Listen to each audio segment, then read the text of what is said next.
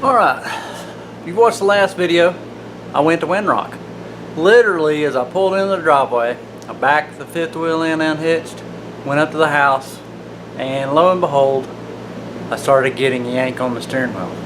Now I've had this happen before. I actually have replaced this particular problem part on the other side already several years ago with the exact same symptoms. And I've kind of been noticing it just off and on. I really haven't paid any attention to it. There's nothing you can do about it if you haven't replaced them already. There's not a grease fitting or anything that you can mess with to get grease back in there. These are sealed from the factory. But basically, when you're going straight, it's okay. But as soon as you start turning the tire, you'll start getting a catch.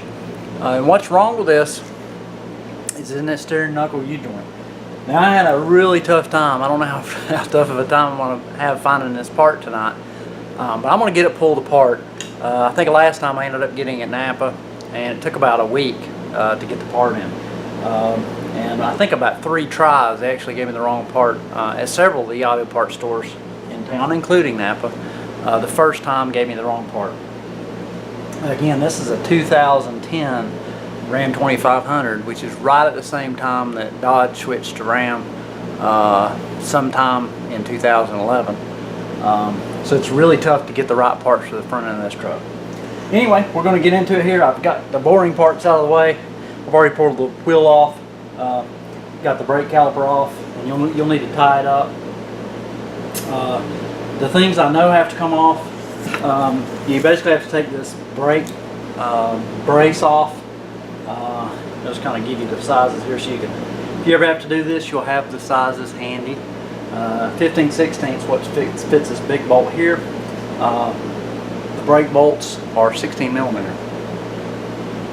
If I remember correctly, this is on really tight. And basically what we're wanting to get at are, there's bolts in the back of this hub assembly or knuckle that we're actually going to unscrew. We're going to take this rotor and all this off so we can actually pull this axle completely out of the housing. And then you change the U-joint just like a normal U-joint. But anyway, I'm going to get to it here and try not to bust up too many knuckles. If I remember correctly on the last one, these are a real bear to get out. And any of this stuff that you pull off that has thread locker on it, you want to replace that thread. Clean those real good and replace that thread locker. There's a lot of vibration in the front of these things. You don't want anything coming loose when you're going down the road.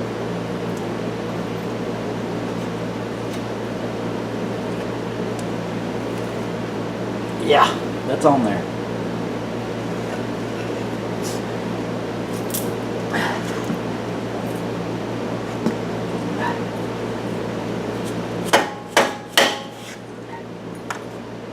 Not even budging.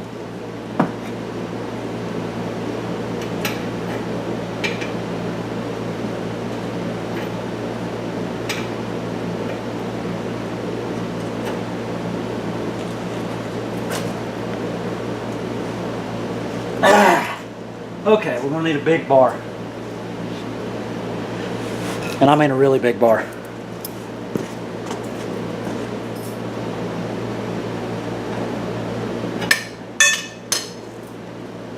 One of the side effects to this is it's really hard to turn the tire. And the way you can detect it is I basically jack the entire front end up. And you know the tire will turn okay when it's going straight, but if you start actually moving the direction of the tire around and turning it at the same time, this one almost, I could not turn this tire by hand. And that was the symptom. I'm going to go over now and just use a little bit of brute strength and get this turned out. That way I can get the cheater bar on the bolts.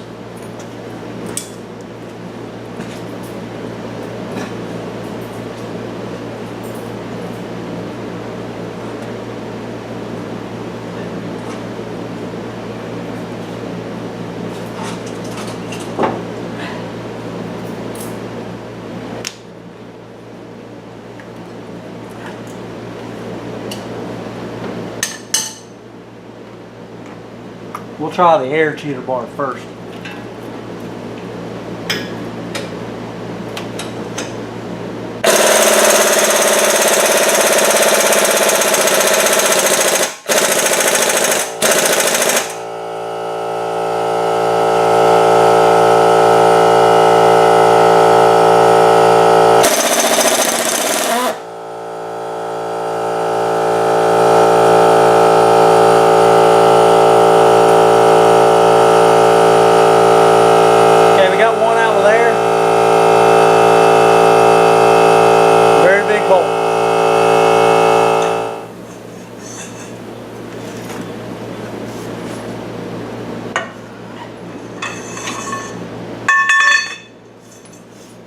really tight.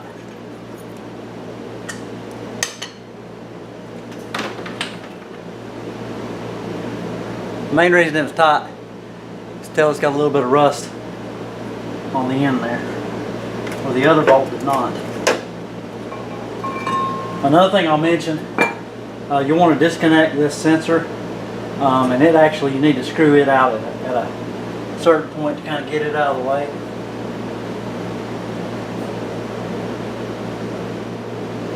So now we can kind of see in there. The joint doesn't feel loose, but as you can see, it's fully locked. If we turn the tire back around, it'll start turning pretty easy. But you can definitely see it's dry as a bone, and one of the caps you can kind of see some rust coming out of it. It's a little bit discolored, although it's discolored, but you can tell that it's got a little bit more rusty color around that particular cap.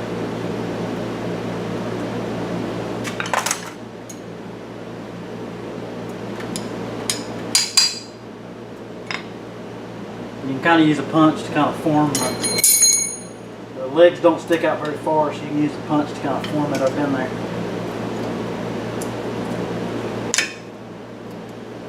And just to show you, that's pretty straight for a used cotter pin.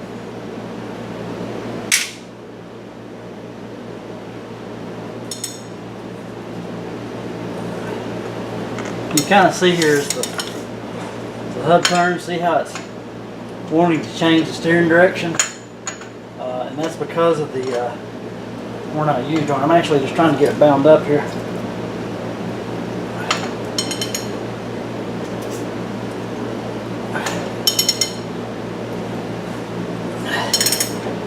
Then it'll turn free.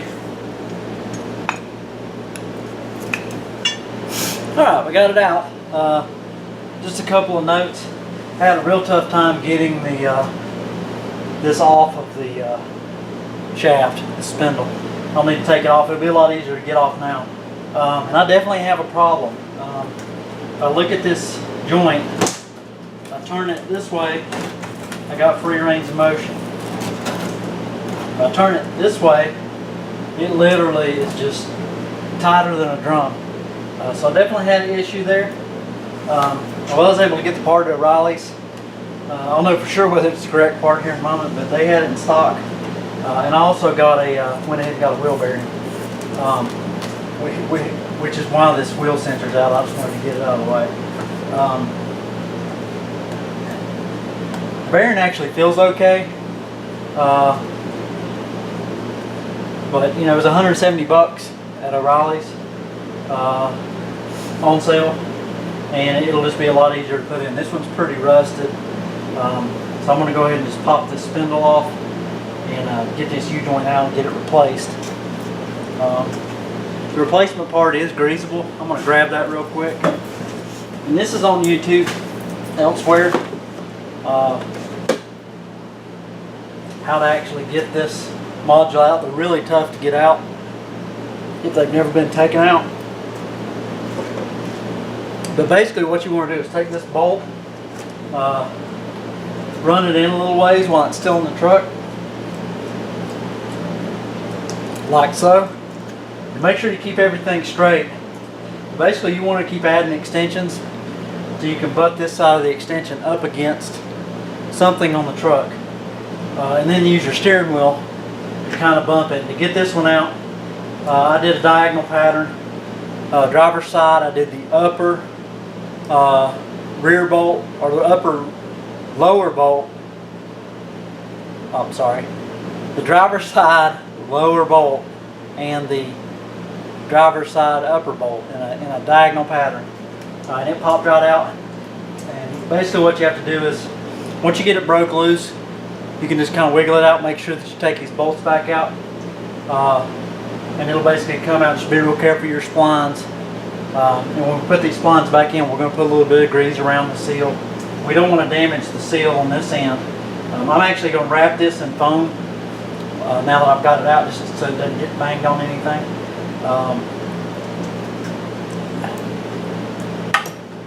And just to kind of give you an idea, this is a 4th gen truck. So if you have a 4th gen truck and you go get a U-joint, make sure that it's one of these ginormous ones. It should be really big in comparison to other U-joints you probably messed with. It's the biggest one I've ever messed with on a normal truck. But it's pretty standard. I'm basically going to use the vise over there to press this out. You do need a fairly big vise. There's also plenty of room here if you have one of the tools to press U-joints out. That should work really well on these. There's a lot of room in this knuckle. But anyway, I'm going to get started on this and get this U-joint apart. Alright, day number 2. I got all this out last night. Come back down here to work on it. And I worked for about 30 minutes trying to get this U-joint out. Finally gave up, went to extreme measures. Now a lot of people have asked, why do you have that big giant ESAW plasma cutter? Well, very few times do you need to cut through 1.5 inches of steel, but this is one of those cases. So what I've done is I've actually went in with a plasma and lopped off the U-joint in 2 places. So I'll be able to beat it apart now. You don't want to beat on these a lot because you can actually mess the yokes up.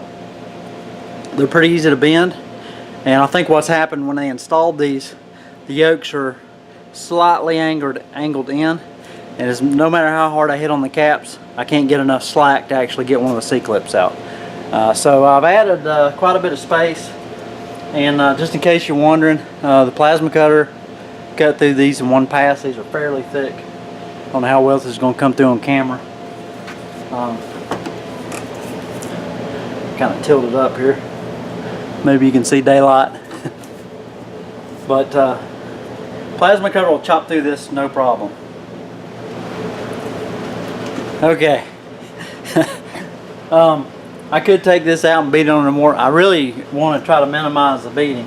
I haven't been able to get these caps to move, even though there's plenty of space. I don't know if you can see it on camera, but this side of the cap is not even moving. This side's cut loose. While I got the plasma cutter set up, it's kind of raining outside. I'll move the camera and give you a shot of the plasma cut. Okay, we got the plasma hooked up. We're going to forgo some of the safety things because basically we're just doing a really quick cut. It's not always a great idea, but got a storm rolling in. I'm going to try to get this cut real quick.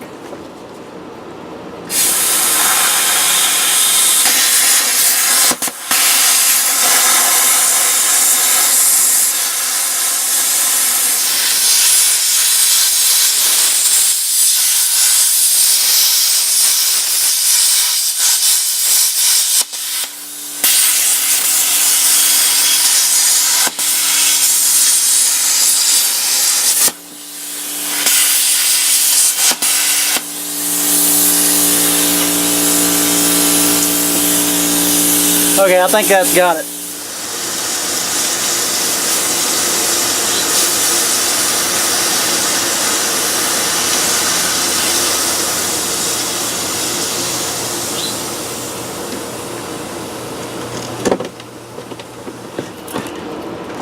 Okay, that's the least destructive way I know of doing that. Obviously we did some destruction to the U-joint. We don't need it anymore anyway. Get everything cooled down. I'm going to take all this stuff back in, get back in the air conditioning, and get these caps knocked out. Alright, got it out. Basically we cut that with a plasma cutter, and I use this handy dandy tool as is to press out those caps. I use the default press and this. And I press the caps the opposite direction, and I've basically got this put back together using the exact same thing. So if you do have to do one of these, a standard ball joint puller will do just fine. You don't even have to use any of the adapters except for the pin adapter that goes in there, just to rest against this bearing race. You just need to be careful. One thing when you're reassembling it, make sure you use some anti-seize and some Scotch-Brite. If you don't have this stuff, I'll put links in the description. If you don't know what I'm talking about, So this is in. I've got really good range of motion, and my caps aren't too tight. This is perfect.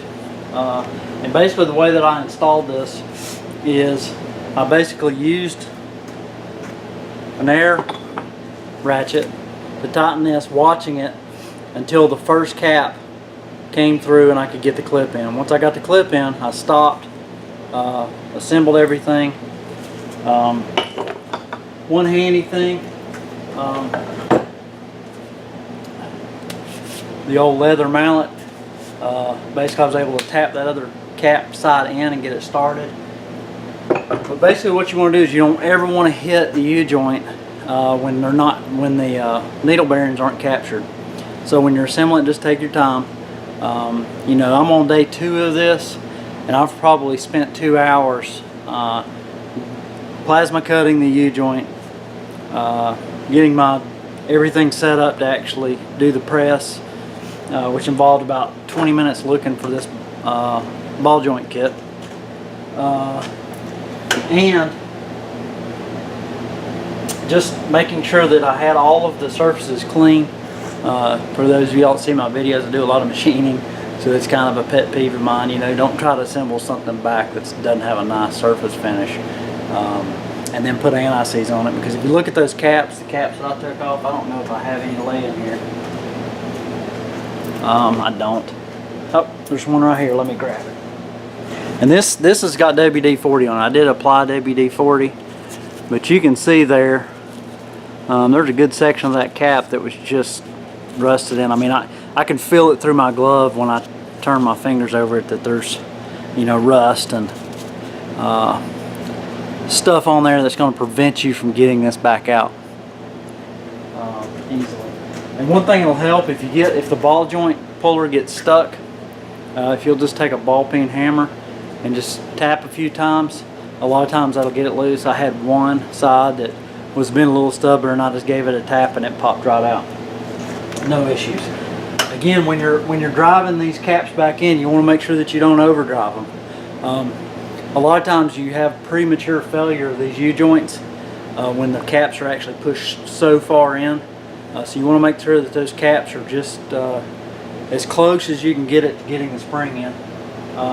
Mine in particular, my springs are just as tight as you can get them, so I've got a really good fit. The end of the U-joint isn't really rubbing up against the cap. It kind of helps get grease everywhere if you do that. If you plug up one side, I don't have a video of it, but I have already changed the other side of this truck several years ago, and there was one cap on there that had absolutely no grease, and it was a factory sealed unit, and you know, 32,000 miles or so, U-joint shouldn't fail. So that I have to chalk up to, you know, it just didn't get enough grease in there. But anyway, I've got this assembled.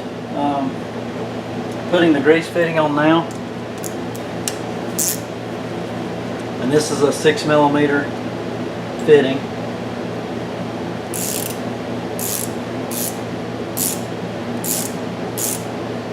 You just want to get this kind of snug.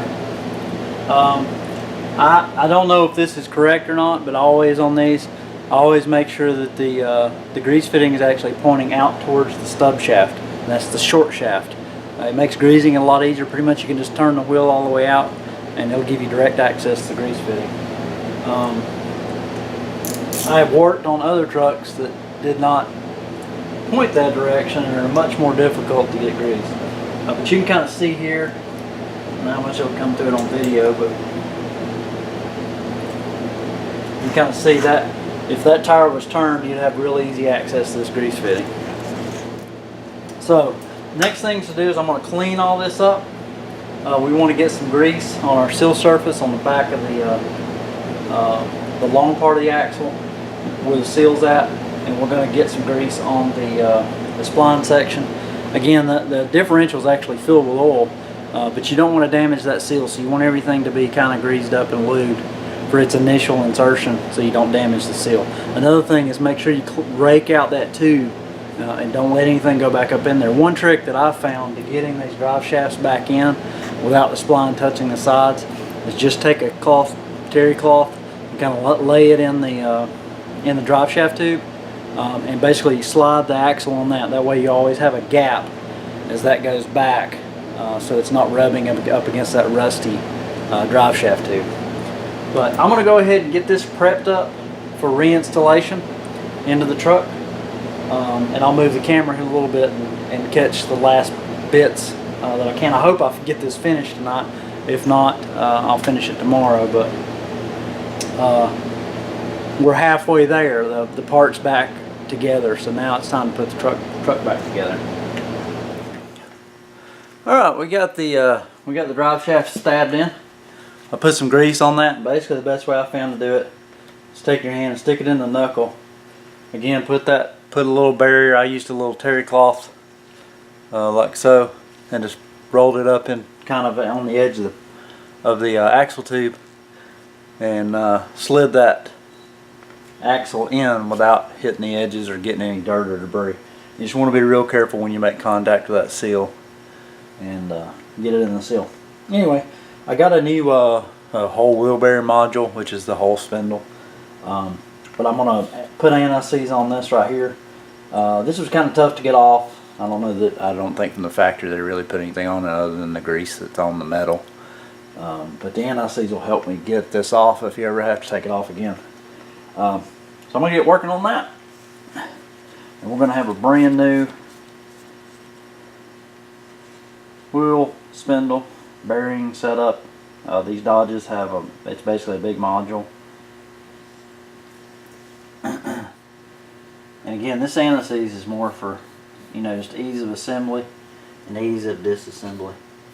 Next time that I have to take this off, it'll be a lot easier.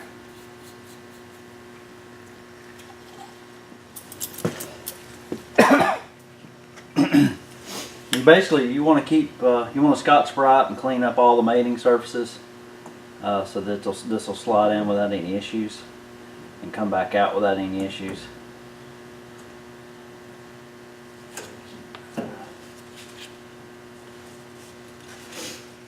And I usually will put anti-seize on the mating surfaces as well, just so it comes apart a little easier next time.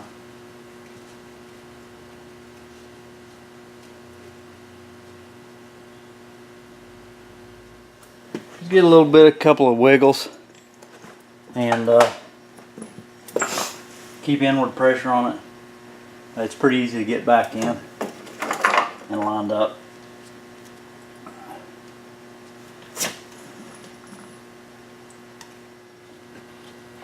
You just want to work these bolts in really carefully. Do it by hand. Definitely don't barely get a thread or two started and try to impact these in.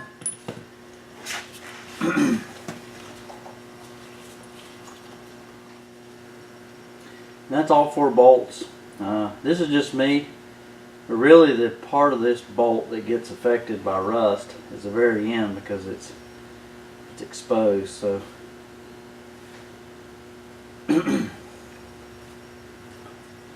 that's the main area that I'm trying to get with the anti-seize.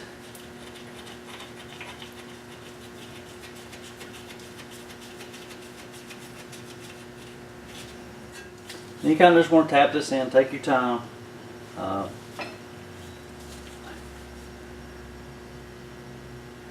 Definitely don't want to strip anything out or end up with an issue.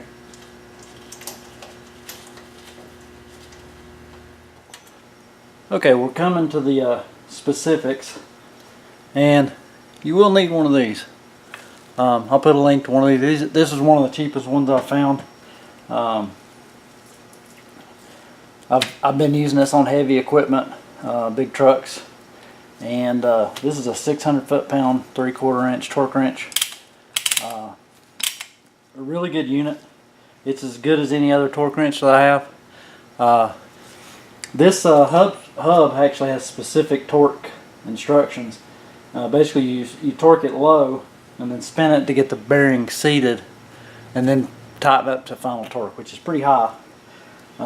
I'll get the settings for mine, but just be sure to check your instructions from your bearing manufacturer. And basically, the instructions here is you want to tighten that axle nut to 132 foot-pounds. Rotate the axle 5 to 10 times, the seat, and then the final torque is 263 foot-pounds. Kind of a really arbitrary number. And you also have to actually move the bolt just a little bit more, or possibly, to get the cotter pin to line up.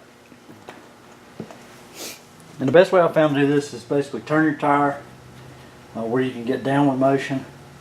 I've got a bar in up against the U-joint yoke to stop it.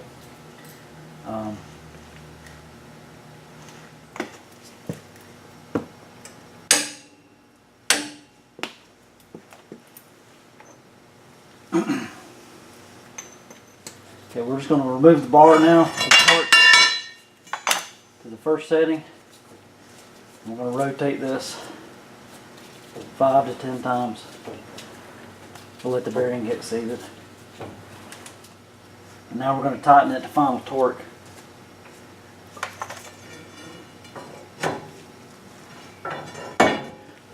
Which again is going to be 263 foot-pounds. Now, one thing I really like about this wrench has this nice knurled grip, and to engage it, a lot of the torque wrenches have releases down the bottom. I don't really like that because you usually end up hitting it with your hand. This one has a push forward style collar. So basically you just pull the collar back, and then when you get it set you push it forward.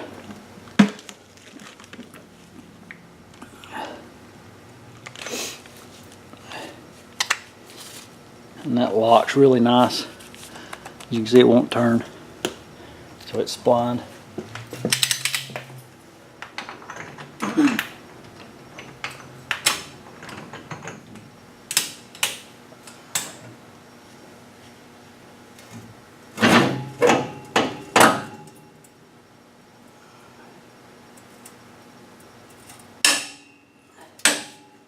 And that's at torque. And we got good free spinning on this now. That yank that old U-joint was having is gone. The wheel hub bearings I think were okay on the other one, more than likely. While I had all this apart, I wanted to go ahead and replace it. Just for peace of mind, not having to take the side back apart again. So that's pretty much it for the hub assembly itself. Now we got to get the brake caliper back on. I've already connected back up the sensor, rerouted it, and followed the same layout as the other.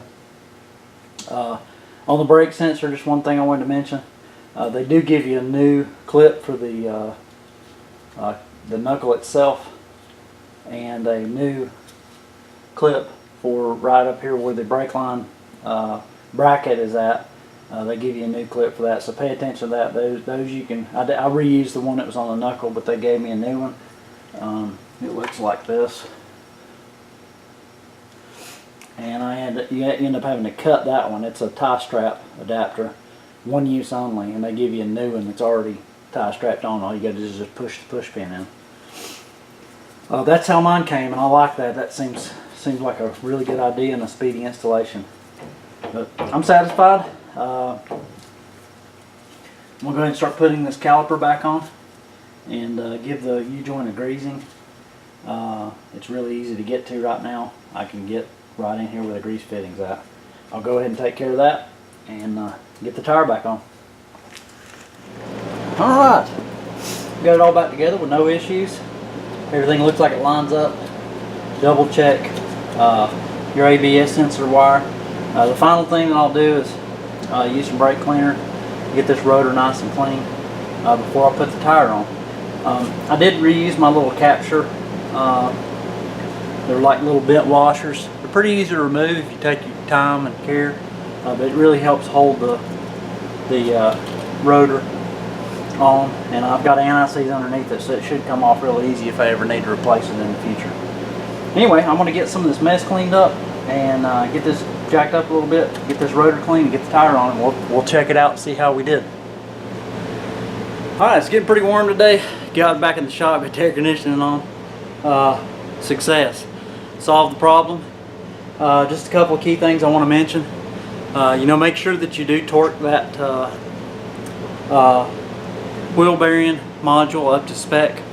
That's what seats the bearings. That's what keeps your warranty. I think the one that I got, it has a lifetime warranty, so if this ever fails again, I basically just staple my receipt and everything, put it in the truck. Ever had any problems, worst case scenario, I've got to replace it again, but I won't have to buy another part. Truck drives great. It must have been doing this for a while. I noticed a slight pull, and you know, I was always having to do this with the steering wheel just quite a bit. I know a lot of Dodge owners have mentioned they've had that trouble. You know, I recommend check your U-joints because really, other than when it completely failed with those U-joints that dry, it was probably a considerable amount of drag on this left side of the truck, which would have made the truck, you were having to constantly pull it to the right. The truck was actually pulling to the left. And now that's completely gone. Truck drives really good. Other thing that I did fix, I recently had the truck aligned. When they did a good job on the alignment. However, you need to check your tie rod end alignment. I don't know if it had moved or what have you, but I noticed the tie rod was not. They actually make a tool, but what you're wanting to make sure is that your tie rods are on plane and they don't get twisted. And generally, because of your drag link setup, the driver's side is the one you want to adjust. So you get everything else level, and you'll actually want to twist that driver's side to where it's level at all points when you're turning. I resolved that. I had to turn it maybe 1/8 of a turn to get it back level and tighten everything back down again. Anyway, hope you like the videos. I hope this helps somebody out. Again, you know, big tricks to this is using the steering to pop out the module. The ball joint puller press, U-joint puller press thing worked really well. In the past I've used the Tiger tool. It works really well too. I'll try to put links for both of those types of tools in the description. Again, if you have any questions, just shoot me a line. And thanks everybody for watching the videos, and if you haven't yet, please subscribe. If you have anybody that might be interested in one of the videos, please give it a share. Thanks, and we'll see you on the next video.